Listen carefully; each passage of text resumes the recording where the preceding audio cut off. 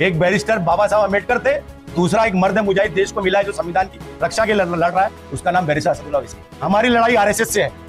ये आरएसएस के जितने एजेंट है जो जीत के जाने के बाद मुसलमान वोट लेके, जिस तरह अबू आसिम आजमी ने शिवसेना का साथ दिया था, जिस तरह रईस शेख ने महाराष्ट्र की असेंबली में शिवसेना का साथ दिया था, उसी तरह ये शरद पवार, ये बाल्या मात्रे कल बीजेपी में जा सकते हैं, ऐसा हमारा मानना है। चुनावी एजेंडा हमारा यही है कि तालीम, तरक्की, रोजगार और खुशहाली, यही हमारा मकसद, यही हमारी कोशिश। हम सबसे पहले भिवंडी शहर से टोरेंट पावर लिमिटेड नामी जो प्रताड़ना है उसका खात्मा करना चाहते हैं। हमारा खासदार चुनकर आएगा तो पार्टी की संगठन की तरफ से हमारे खासदार को ये हिदायत होगी कि टोरेंट पावर लिमिटेड कंपनी को खात्मा करने के लिए क्या आप अब तक प्रयास कर सकते हैं वो आप करें।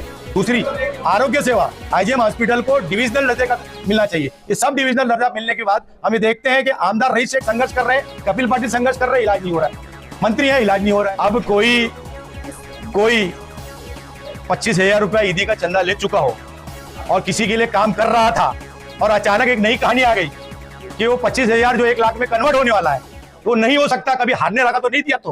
तो ये जो परेशानी उनके साथ आई है उस दर्द में हम शामिल। मौसम सिसक रहा है मगर मासूम जनता इससे बेखबर है।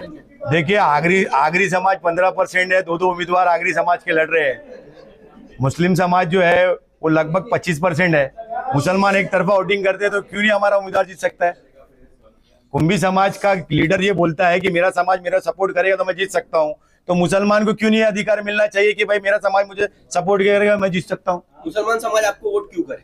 मुसलमान समाज इसलिए वोट करे कि बैरिस्टर असद ओवैसी साहब का जो धोरण है, हमें देख रहे हैं कि मुल्क में कहीं भी नाइंसाफी होती है तो सबसे पहले बैरिस्टर असद ओवैसी साहब बोलते हैं, चाहे वो एनआरसी सीए हो, चाहे ट्रिपल तलाक हो, चाहे बाबरी से लेकर दादरी तक हो, हर मुद्दे पे सबसे पहले मुल्क में अगर कोई रोड पर आता है तो मजलिस इत्तेहादुल मुस्लिमीन की क़यादत आती है, तो क्यों नहीं मुसलमान उनका साथ देगा। चुनावी एजेंडा हमारा यही है कि तालीम, तरक्की, रोजगार और खुशहाली, यही हमारा मकसद, यही हमारी कोशिश। हम सबसे पहले भिवंडी शहर से टोरेंट पावर लिमिटेड नामी जो प्रताड़ना है उसका खात्मा करना चाहते हैं। हमारा खासदार चुनकर आएगा तो पार्टी की संगठन की तरफ से हमारे खासदार को ये हिदायत होगी कि टोरेंट पावर लिमिटेड कंपनी को खात्मा करने के लिए क्या आप अब तक प्रयास कर सकते हैं वो आप करें। दूसरी, आरोग्य सेवा, आईजीएम हॉस्पिटल को डिविजनल दर्जे का मिलना चाहिए। ये सब डिविजनल दर्जा मिलने के बाद हमें देखते हैं कि आमदार रईस शेख संघर्ष कर रहे हैं, कपिल पाटिल संघर्ष कर रहे हैं, इलाज नहीं हो रहा है, मंत्री है, इलाज नहीं हो रहा है, रईस शेख सरकार में थे, इलाज नहीं हो रहा है और कुछ भी नहीं कर पा रहे। तो भिवंडी आईजीएम हॉस्पिटल को है जो है सब डिविजनल दर्जा हटा के उसको डिविजनल दर्जा का काम दिलाने का काम करें। देखिए, मुसलमान समाज पूरे मुल्क में पिछड़ा हुआ है, इस तरह साबित होता है कि मुल्क में कहीं भी झुग्गी झोपड़ी नजर आएगी तो वहां मुसलमान नजर आएगा। आप ये देखिए कि भिवंडी शहर में और भिवंडी शहर के अतराफ जितने ग्रामीण है सब जगह झुग्गी झोपड़ी में अक्सरियत तादाद मुसलमानों की होती है।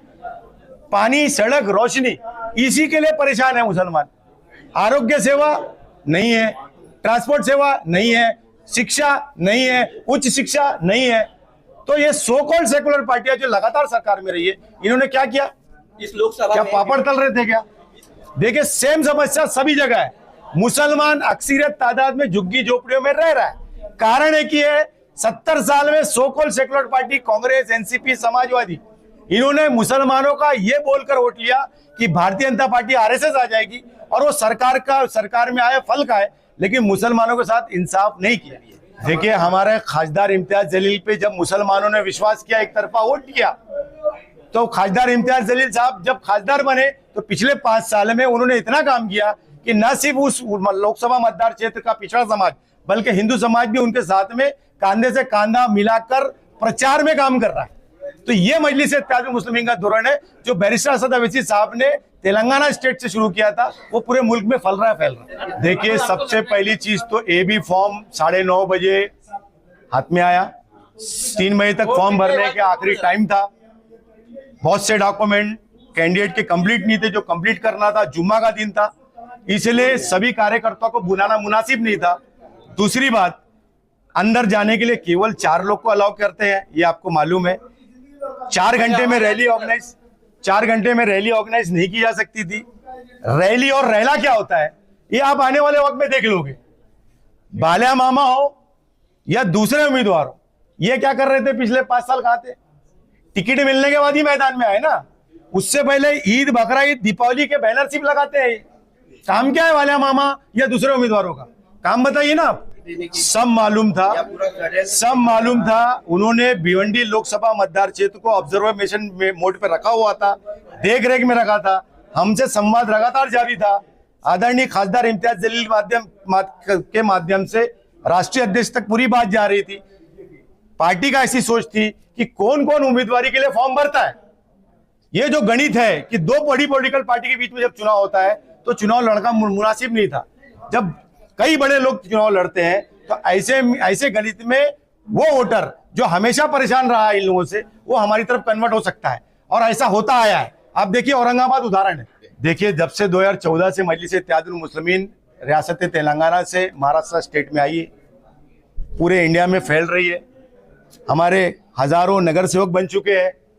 बिहार में 5 MLA बने, स्टेट में हमारे 1 खासदार बने।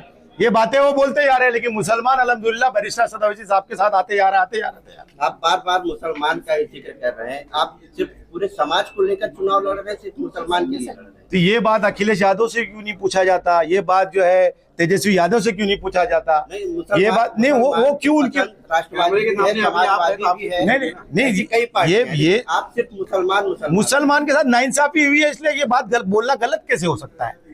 मुसलमान के साथ में so called secular political front ने, कांग्रेस, एनसीपी, समाजवादी को जो मुसलमानों ने इस विश्वास के साथ वोट डाला कि बाबरी मस्जिद के ताल्लुक से इंसाफ करेंगे, एजुकेशन में अच्छा काम करेंगे, आरोग्य में अच्छा काम करेंगे, इन्होंने तो नाइंसाफी किया। तो मुसलमान क्यों ना मुसलमान लीडर को कबूल करे? गलत क्या है इसमें? संविधान ने इजाजत दिया है ना उसकी, गलत क्या है इसमें? हमारी लड़ाई आरएसएस से है। ये आरएसएस के जितने एजेंट है जो जीत के जाने के बाद मुसलमान वोट लेके, जिस तरह अबू आसिम आजमी ने शिवसेना का साथ दिया था, जिस तरह रईस शेख ने महाराष्ट्र की असेंबली में शिवसेना का साथ दिया था, उसी तरह ये शरद पवार, ये बाल्या मात्रे कल बीजेपी में जा सकते हैं, ऐसा हमारा मानना है। कपिल पाटिल का क्या काम है? कुछ काम नहीं। जनता ने उनको वोट ही नहीं डालना चाहिए। क्या काम किया उन्होंने 10 साल में?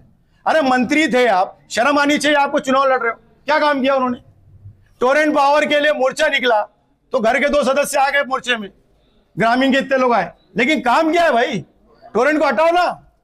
अरे इतनी पावर है भारतीय जनता पार्टी में, इतना 56 इंच का सीना है मोदी जी का, तो भिवंडी शहर की इतनी जनता के टोरेंट पावर के प्रति जो रोष है, वो मोदी जी को या देवेंद्र फडणवीस को क्यों नहीं दिखता? वो अगर हाथ पकड़ के विकास का काम दिखा सकते हैं तो मुस्लिम मतदार क्षेत्र में विकास कार्य क्यों नहीं किया?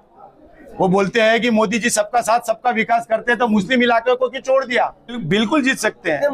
25% प्लस मुस्लिम वोट है। समाज के लोग आपको वोट कटवा बोल। देखिए, हर वोटर को यह अधिकार है कि वो अपना पॉलिटिकल फ्रंट चुने। हर पॉलिटिकल पार्टी को यह अधिकार है कि वो वोटर के बीच में जाए। वोटर की जो चॉइस है वो अपनी पसंदीदा पार्टी को वोट डालता है। पतंग जो सिंबल है, वो जिसको पसंद है वो पतंग को ही डालेगा। आप कितनी भी बात कर लो, जनता, कोई भी जो पॉलिटिकल लीडर के कार्यकर्ता है जो ये बात फैलाते हैं, भरम फैलाते, कुछ नहीं होने वाला। खालिद गुड्डू के इलेक्शन में भी 5000 वोट बोल रहे थे लोग, 45,000 वोट पाके सबके लोहे के चने चबा दिए थे। जो नाराजगी है उसको कैसे दूर करेंगे? देखा जाए एमआईएम 3 गठों में बटा। देखिए, कुलीन मजलिस इत्तेहादुल मुस्लिमीन की क़यादत बैरिस्टर असद अवैसी साहब करते हैं।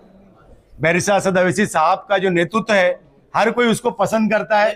जिस दिन असद साहब आएंगे भिवंडी, बिल्कुल आपको 24 घंटे में हमारे एक संगठन की जो मीटिंग, पहली मीटिंग रखेंगे हम चुनाव शुरू करने के लिए। डेली एक सभा रहेगी, आपको सबको प्रचार के लिए हम आमंत्रित करते रहेंगे। आप देख लोगे कि मजलिस इत्तेहादुल मुस्लिमीन का कैडर कैसा है। सर, एमआईएम पार्टी कुल कितने कैंडिडेट लड़ा रही है इस बार? जी, कुल कितने कैंडिडेट लड़ा रही है एमआईएम पार्टी इस बार भिवंडी महाराष्ट्र में 5 लोकसभा मतदार। पूरे देश में लगभग 11 कहीं ना कहीं सर 11 सीट अगर जीत कर आती है तो क्या किसी सरकार बदलने की क्षमता है? दो खासदार जीत के आए महाराष्ट्र की, देश की पार्लियामेंट में बिल फाड़ा, मुंह पे फेंका मोदी जी की। ये है काम, किसकी हिम्मत है? एक बैरिस्टर बाबा साहब अम्बेडकर थे, दूसरा एक मर्द मुजाहिद देश को मिला है जो संविधान की रक्षा के लड़ रहा है, उसका नाम बैरिस्टर असदुल्लाह ओवैसी है। अब कोई 25,000 रुपया ईदी का चंदा ले चुका हो और किसी के लिए काम कर रहा था और अचानक एक नई कहानी आ गई कि वो 25,000 जो 1 लाख में कन्वर्ट होने वाला है, तो नहीं हो सकता, कभी हारने लगा तो नहीं दिया। तो ये जो परेशानी उनके साथ आई है, उस दर्द में हम शामिल हैं।